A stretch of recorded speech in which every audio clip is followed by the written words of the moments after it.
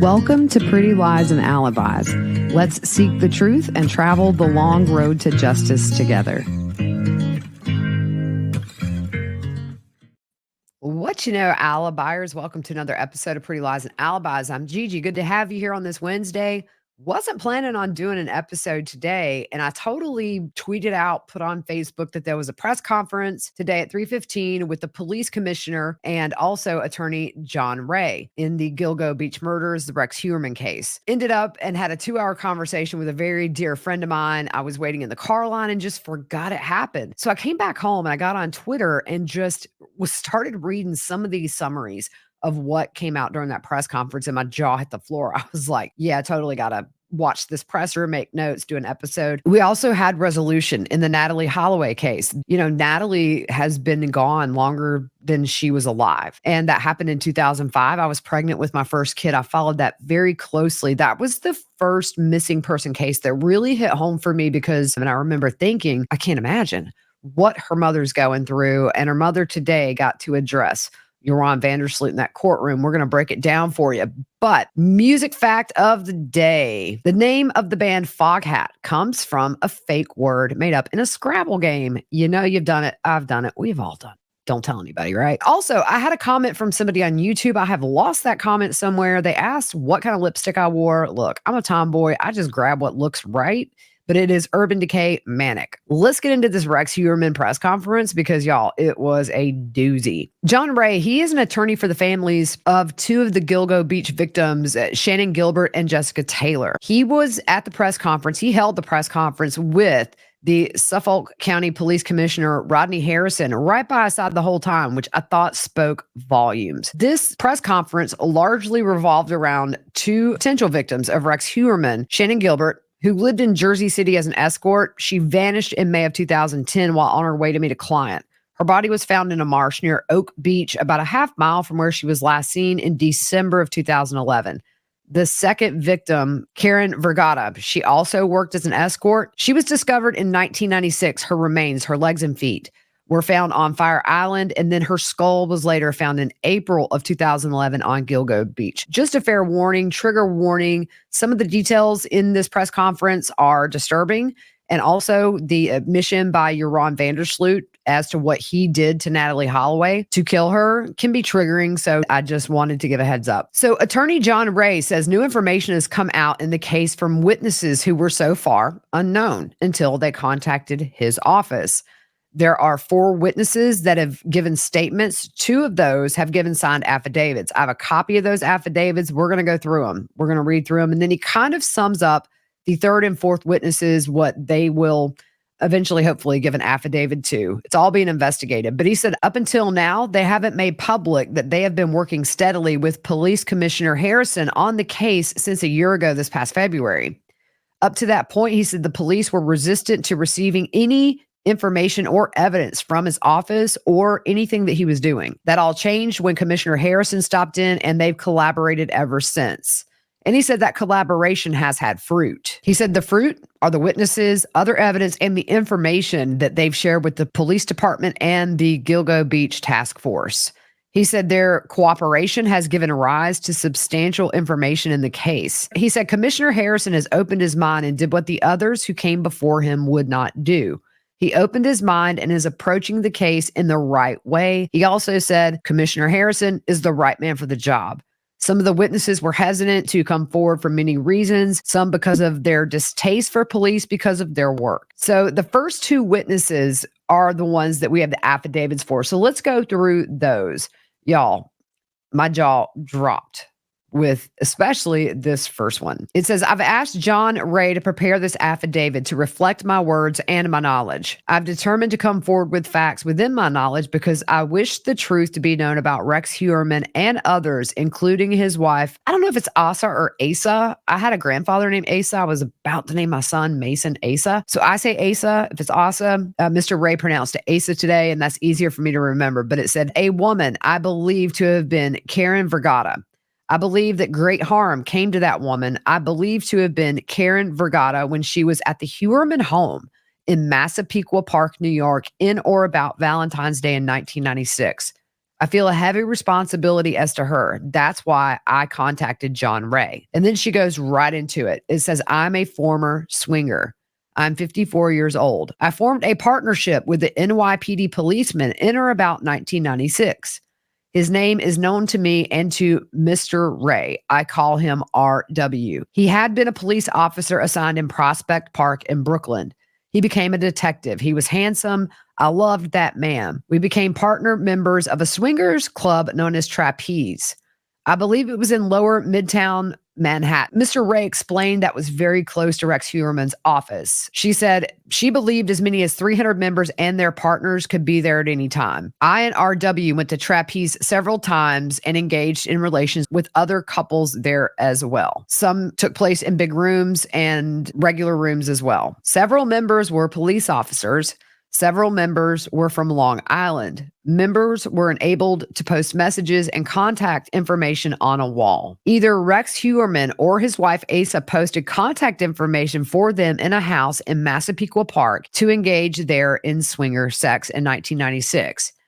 I and RW chose to go there to the Heuermann home in February 1996. RW picked up a woman I believe to be Karen Vergata in New York City on the way to the Heuermann house.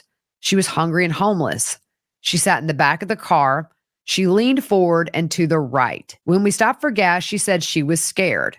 I told her not to be scared because RW was a cop and she couldn't be safer than being with a cop. I told her to ask at the house when we arrived to take a shower and for food. We entered the Heuermann home by walking around the side of it. It was in the night.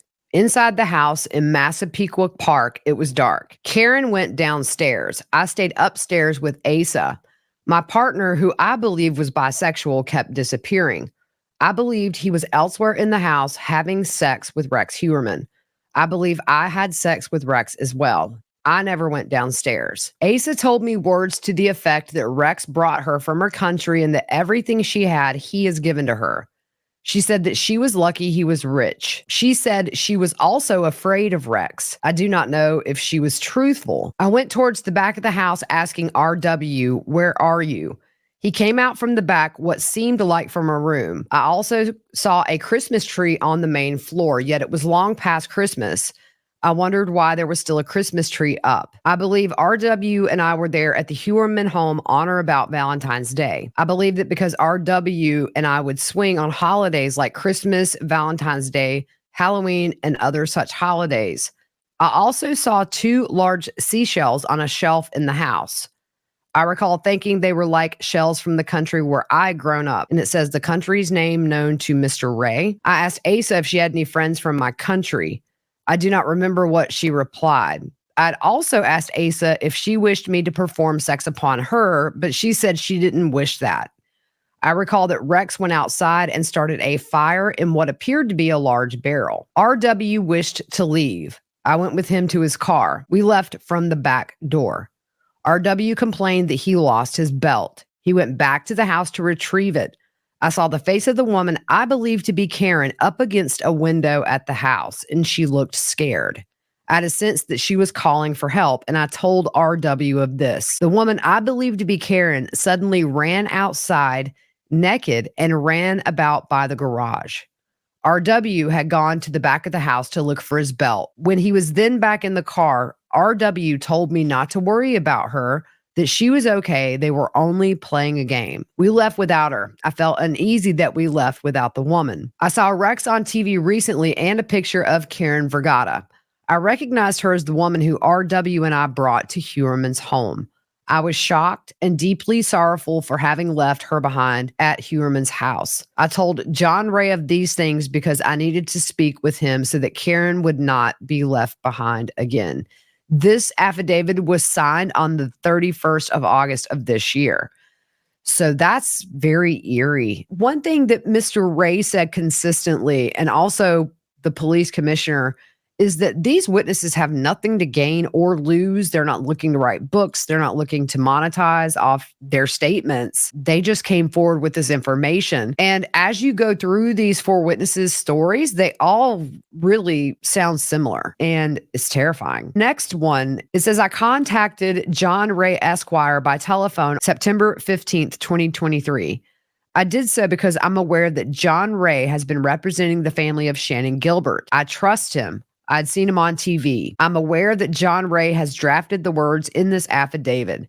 He has done so with my consent and my direction after an extensive conversation I had with John Ray regarding that which is contained in this affidavit. The words herein accurately reflect my knowledge and information. I adopt the words in this affidavit as my own words. He explained that by day, this woman was a banker, and at night, she was a taxi driver. She was a single mom, and so that's how she supported her family.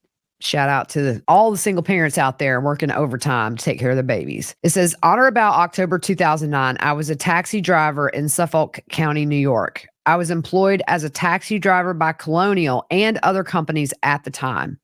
I believe my employer was located in Sayville, New York. My employer's dispatcher directed me at that time to drive a little road off of Ocean Avenue in Ronkonkoma to pick up a customer. This place was a bar not far from exit 59 of the Long Island Expressway. I was to have picked up a person named Matt. When I arrived at the bar, I observed an extraordinarily large man wearing an army-like fatigue jacket crouching down on a very small street next to the bar where I'd pulled up. He rose so that I observed his immense size. He approached my cab, appeared to be wearing jeans and a white t-shirt. His hair was more or less light-colored but not blonde. He was a white man. I've been told by my dispatcher the place of destination for this customer, but I can no longer recall that location. This large man approached my taxi to enter it. His words to me seemed arrogant. He entered into the rear of my taxi and sat in the rear seat on the edge of the seat and in the middle of it. He said to me words to the effect that we're going for a long ride in the woods and indicated we had to pick up a girl who was in a house across the street from the bar. My taxi was stopped very close to that house on a very narrow side street. I could see a white girl in the window in that house. I believe the window in the house where I saw the girl was open. I told the large man that I could not take him on the trip. He had indicated that I had to clear it with my dispatcher. As we argued, he said he wanted to kill me if I would just give him a reason to do so. He insisted he wanted to kill me. I heard him click a gun. While this occurred, I could hear my dispatcher yelling words to the effect that you've got a gun on my driver. I see you. I got to call in. I said the words to the effect that I don't even know you. The large man had a sort of identification chain hanging on him, but I could not see the full ID. I asked him if he was a cop, and he said he was a cop. When I asked him where, he replied, Brooklyn. I told the large man just to get out of my car and I would not press charges. Then a man who I subsequently took to be the girl's boyfriend, as told to me later on by the dispatcher, pulled into the house's driveway. I turned off the car and I said I was not moving and that I was not driving from this spot. I told him he could have the keys and take the car, that he could have my money. I asked him, would he speak to his mother this way? He replied with intense anger that my mother is dead. My dispatcher said to him to just walk away. The large man stepped out of the car. He leaned into the front passenger window. The dispatcher told me that the large man asked the boyfriend and girl for a ride, to which one of them replied words to the effect that no, the cops are on their way. The large man went into a nearby wooded area and shot his gun off 2 times, according to the dispatcher. I'd already started the car and I'd already driven down the street when the large man did whatever the dispatcher told me he did. As I drove down the street, a Suffolk County police officer in a white and blue police car approached from the other direction with no headlights nor any siren. The officer had dark hair, appeared to be in his 30s in age. I told the police officer that the large man had pulled a gun. The officer told me he was responding to a call that the dispatcher had called in and a girl had also called in. I said to him words to the effect that he's one of yours. He's had a bad night. He pulled a gun.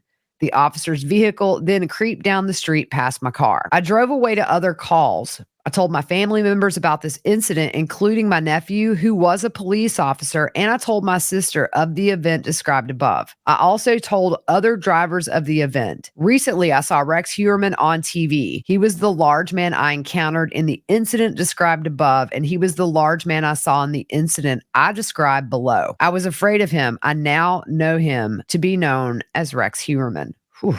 Gosh, y'all. Here's the thing. We're going to find if people will come forward and tell what they know because it seems like he's doing this way back when in the 90s. There's no telling how many victims are out there. In another incident, which preceded the one above, by at least several weeks, my dispatcher sent me to pick up a passenger at the Sayville Motor Lodge on Sunrise Highway. I was told by my dispatcher that the prospective passenger had asked for a female driver and that she had locked herself in a bathroom in a room at the motel. I drove in behind the motel. I saw a dark, apparently greenish gray SUV on a side street near to the motel. I drove into the parking lot to the left. I looked for the correct room number. When I located it, I blew my car's horn and flashed my lights at the room. I did these things off and on for 7 to 8 minutes. No one had come out of the room. Then a very large man came out. He appeared to have a bit of a belly. He ran to the side street. He tried to block his face with his arms. Then a girl ran out. She was petite, crying, and shaking. She entered my taxi in the rear right seat. She said we had to get away from there. I noticed that one of her eyes had something defective about it and that it appeared to droop. Her hair was pulled back neatly like a ballerina would have done. Mr. Ray explained today that Shannon wore wigs, and that may be why her hair was pulled back. She wore jeans and a shirt. She was not dressed provocatively. She said she was glad that she had gotten me as a driver. The girl told me that she had met the large man on Craigslist. He befriended her and that he said to her he would take care of her mom, her sisters, and her boyfriend. She said that he placed a thick white envelope on the nightstand in the room. She said that he told her that whatever happens tonight, the envelope was for her and her family. But she said that she saw a rage in his face. And she said that when he went to the bathroom, she looked in the envelope and it was filled with cut up paper. She said that he shook her and that he was aggravated. She said that he got aggressive, so she ran into the bathroom and locked herself in there. She said he banged on the door. The girl never told me her name. I believe the incident took place when it was still a little warm outside. The girl wore a little light jacket, a dark color. She had a pocketbook, which was not large. She said that they were always calling her to come out to Long Island. She said that she did not want to come out to Long Island.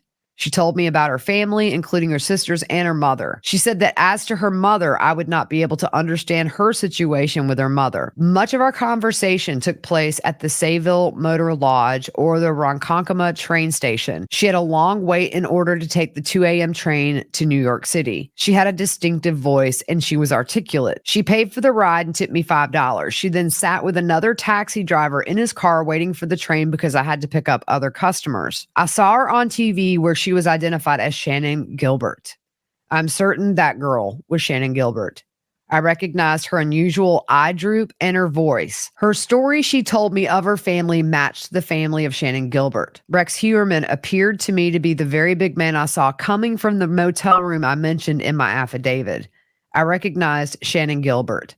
I told my dispatcher of this incident. I also told the female manager of the motor lodge of this incident. The manager appeared to be native of India. I told other taxi drivers of this incident. The dispatcher had the telephone number of the large man. I called the police tip line when Rex Heuermann was arrested. I spoke with the young woman and told her the basic facts, which I knew.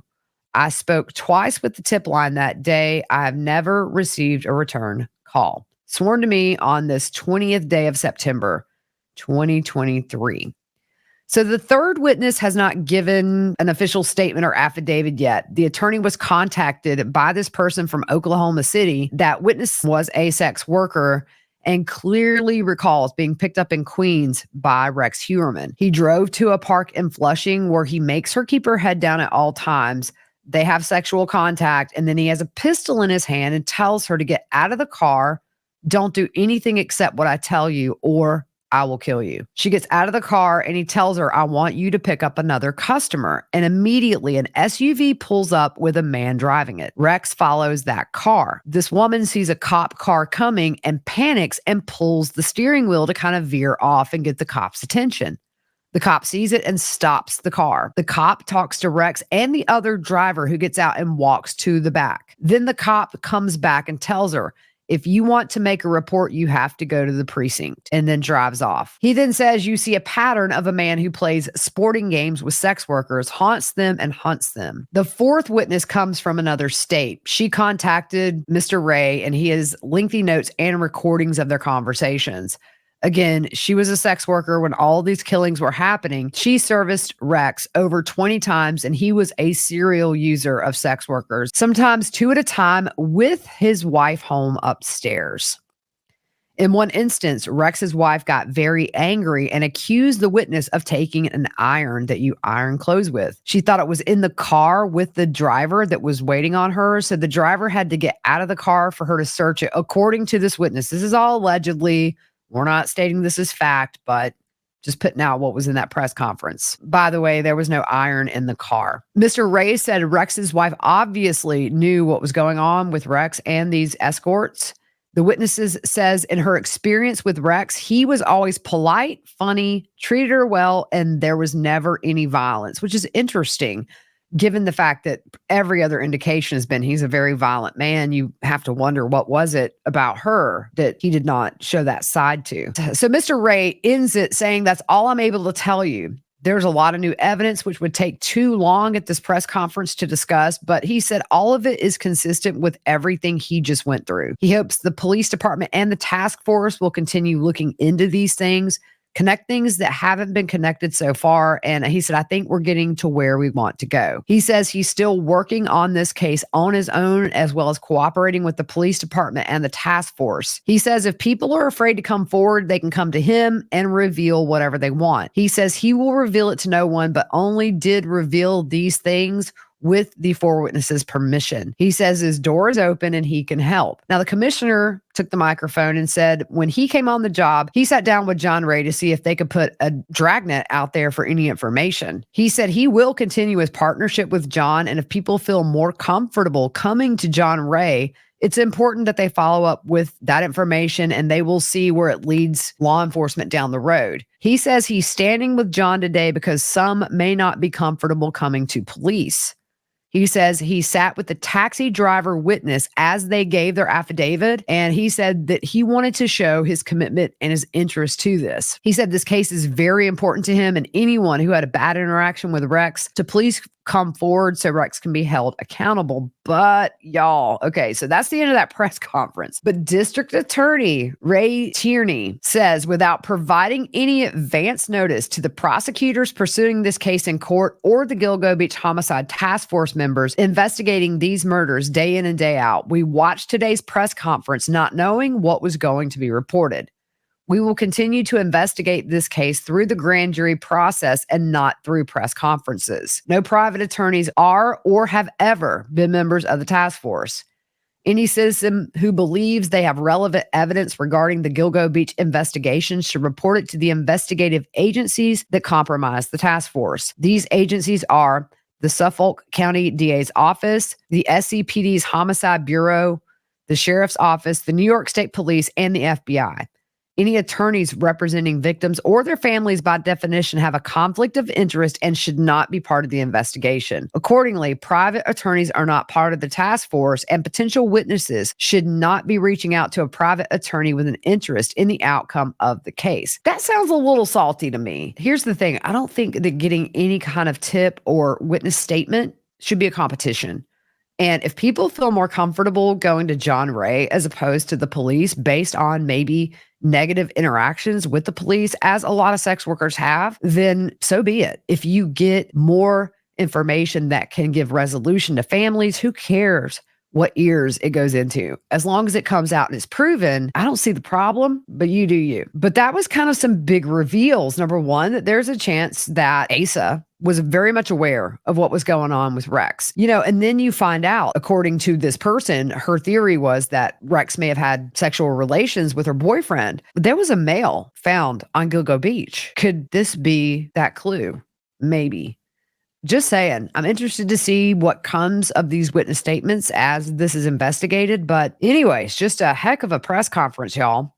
Moving on to Joran Sloot. He confessed. He absolutely 100% confessed to what he did to Natalee Holloway. This is the confession of Joran Sloot in the murder of Natalee Holloway. Again, a trigger warning, disturbing stuff. Obviously, this guy's sick. She asked to go back to her hotel, but I was just trying to get dropped off a little bit further away from her hotel so that we could walk back and I might still get a chance to be with her. That's what I was hoping for. Deepak drops me off at another place, a little right of the Marriott Hotel known as the Fisherman's Huts.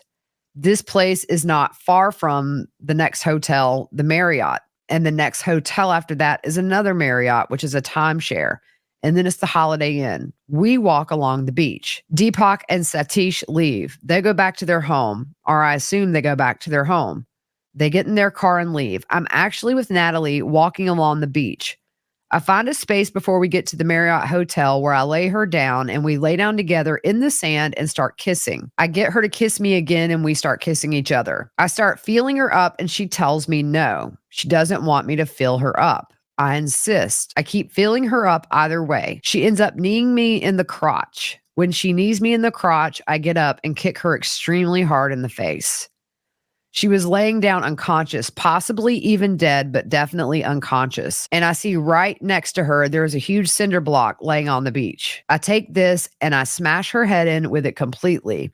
Her face basically collapses in. Even though it's dark, I can see her face is collapsed in. Afterwards, I don't exactly know. I'm scared. I don't know what to do. I decide to put her in the ocean.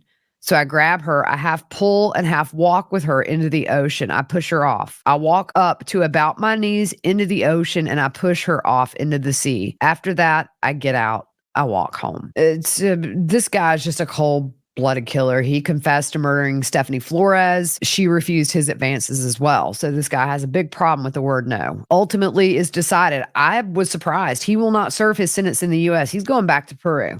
Goodbye, Joran. He will serve the U.S. sentence in Peruvian custody. He will serve the remainder of the sentence in the U.S. if he is released from Peruvian custody earlier than anticipated. He's ordered to pay $25,100 in restitution immediately, ordered to pay $200 in special assessment. He must not re-enter the U.S. without permission of Homeland Security. He may be forever refused admission to enter the U.S. He waived his right to appeal both his conviction and his sentence, and that's kind of it. The judge said that he wanted U.S. Marshals to get him off of U.S. soil as soon as possible. I hope he's got a good butt whipping waiting when he gets back to Peru, because that's happened a few times. Now, what did Natalee Holloway's mother, Miss Beth Holloway, say? We're going to go through her victim impact statement. For 18 years, you have denied killing my daughter, Natalee.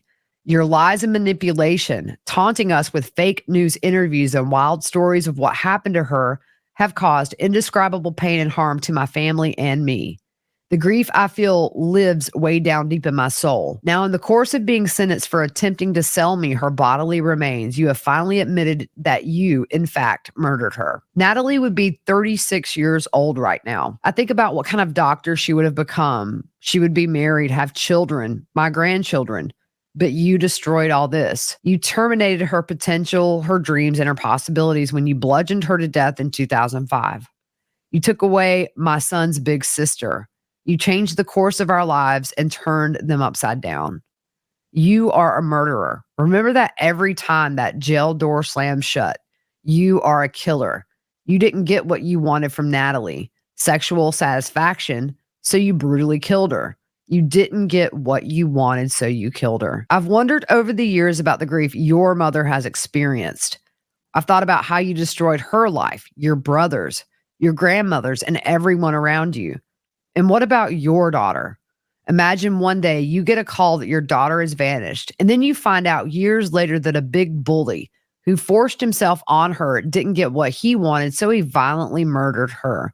Imagine that. I've wondered if the stress you caused your father contributed to his heart attack and sudden death. You are to blame for all their suffering, and you are the one thing no one in Aruba wants to be.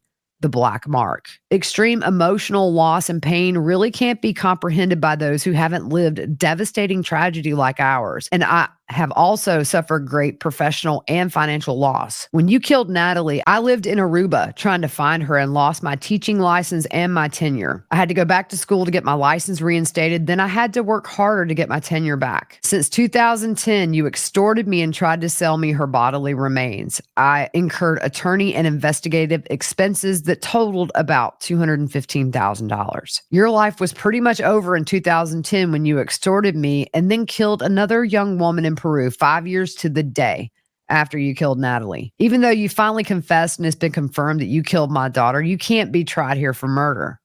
I implore this court to give you the maximum sentence for wire fraud and extortion and demand you make financial restitution. You're on while you're living your life in prison until you're an old man. I'll live the rest of my life with wonderful memories of a beautiful young lady who had her whole life in front of her. Natalee will be 18 forever in my heart. She was smart and so accomplished, and I've no doubt she would have made all of her dreams come true. She had real hope. The hope that fills her heart fills mine, and I will wake up every day remembering who she was. Wow. To say she's wondered about Joran's mother, who very much protected him during this whole thing, shows the kind of woman Beth Holloway is.